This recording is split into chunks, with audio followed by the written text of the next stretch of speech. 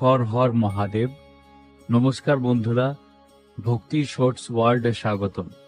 আজ আপনাদের শোনাবো সেই কাহিনী যেদিন স্বর্গ, মর্ত, পাতাল তিন লোক ধ্বংস হতে বসেছিল।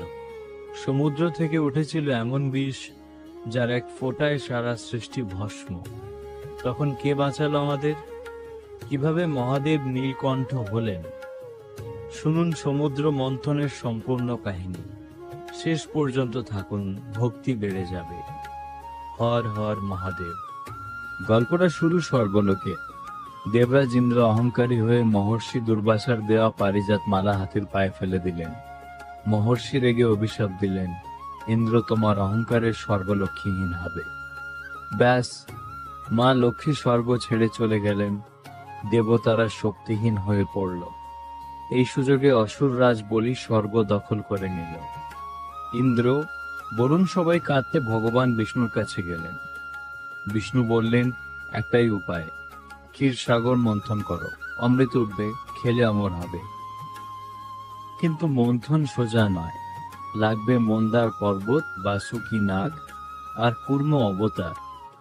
দেবতা আর অসুর চুক্তি করলো, একসাথে মন্থন করব। মন্দার পর্বত আনা হলো, কিন্তু সমুদ্রে তলিয়ে যায়। তখন বিষ্ণু কচ্ছপ হয়ে পর্বতটাকে পিঠে ধরলেন। বাসুকি নাগকে দড়ি বানানো হলো।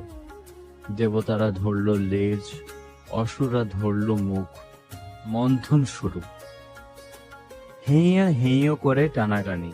ধীরে ধীরে রত্ন উঠতে লাগলো। প্রথমে কামধেনু গরু ঋষিরা নিলেন, তারপর উচ্চৈঃশ্রবা ঘোড়া ইন্দ্র নিলেন, তারপর ঐরাবত, পারিজাত, অপ্সরা, সবশেষে উঠলেন মা লক্ষ্মী। বিষ্ণু গ্রহণ করলেন, তারপর ধন্বন্তরী হাতে অমৃত নিয়ে উঠলেন। কিন্তু তখনই ঘটল আসল বিপদ। হঠাৎ সমুদ্র থেকে কালো ধোঁয়া উঠল, সারা আকাশ কালো। সমুদ্র ফুটতে লাগলো। তারপর উঠল সেই ভয়ঙ্কর হলাহল বিষ, কালকুট বিষ। এই বিষ কেমন? শাস্ত্র বলে এক ফোঁটা পড়লে 3 লোক ভস্ম, গাছ মরে যাবে, নদী শুকিয়ে যাবে, বাতাসে নিঃশ্বাস নেওয়া যাবে না। বিষের তাপে বাসুকিও ছটফট করছে।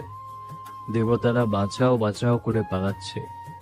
অসুররা ভয় কাঁপছে। ব্রহ্মা লুকোলেন। বিষ্ণু চিন্তায়, কে নেবে এই বিষ? সবাই কাঁদছে। মা পৃথিবী কাঁপছে। সৃষ্টি শেষ হতে আর কয়েক মুহূর্ত। ঠিক তখনই কৈলাস থেকে ভেসে এলো ডমরুর শব্দ, ডম ডম ডম। সবাই দেখলো এগিয়ে আসছেন মহাদেব। জটায় গঙ্গা, মাথায় চাঁদ, গলায় সাপ, হাতে ত্রিশূল, গায়ে ভস্ম, শান্ত মুখে হাসি। সবাই লুটিয়ে পড়ল, হে মহাদেব, রক্ষা করো। মহাদেব সমুদ্র দেখলেন, বিষ ফুটছে, আকাশ কালো। তিনি হাসলেন, বললেন, ভয় নেই, সৃষ্টি রক্ষা করাই আমার ধর্ম। যার কেউ নেই, তার আমি আছি। এই বলে মহাদেব এগিয়ে গেলেন, দুহাত জোড় করে অঞ্জলি পাতলেন। তারপর যা হলো কেউ ভাবেনি। সমুদ্রের সব হলাহল বিষ সবটা মহাদেব অঞ্জলিতে তুলে এক চুমুকে পান করে নিলেন। সারা ব্রহ্মাণ্ড স্তব্ধ। এত বিষ একজন একা কিভাবে? মহাদেব বিষ মুখে নিলেন, কিন্তু গিললেন না। কেন?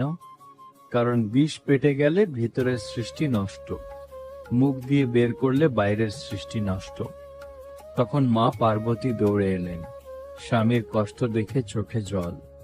মা নিজের হাতে মহাদেবের গলা চেপে ধরলেন, বললেন, স্বামী, এই বিষ না ভিতরে যাবে না বাইরে, আপনার গলাতেই থাক। মহাদেব হাসলেন। বিষ গলায় আটকে রইল। কিন্তু এত বিষের জ্বালায় মহাদেব কণ্ঠ নীল হয়ে গেল, একদম নীল। সেই দিন থেকে নাম হলো নীলকণ্ঠ মহাদেব। দেবতারা বিষের জ্বালা কমাতে মাথায় গঙ্গাজল ঢাললেন। তাই আজও শিবলিঙ্গে জল ঢালি। চাঁদ মাথায় শীতলতা দেয়, তাই চন্দ্রশেখর। ভাবুন বন্ধুরা, ভগবান চাইলে বিষ নষ্ট করতে পারতেন, কিন্তু করলেন না। কেন? কারণ উনি শেখালেন ত্যাগ কাকে বলে, নিজের কষ্ট সহ্য করে অন্যকে বাঁচানো। আজও মহাদেব সেই বিষ বালায় ধরে আছেন আমাদের জন্য। এই কাহিনী থেকে আমরা 3টে শিক্ষা পাই। 1, ত্যাগের শিক্ষা। জীবনে সংকট এলে পালাবেন না, মহাদেবের মতো সামনে দাঁড়ান, নিজের সুখ বিসর্জন দিয়ে অন্যকে বাঁচান। 2. বিষ হজম করার শিক্ষা।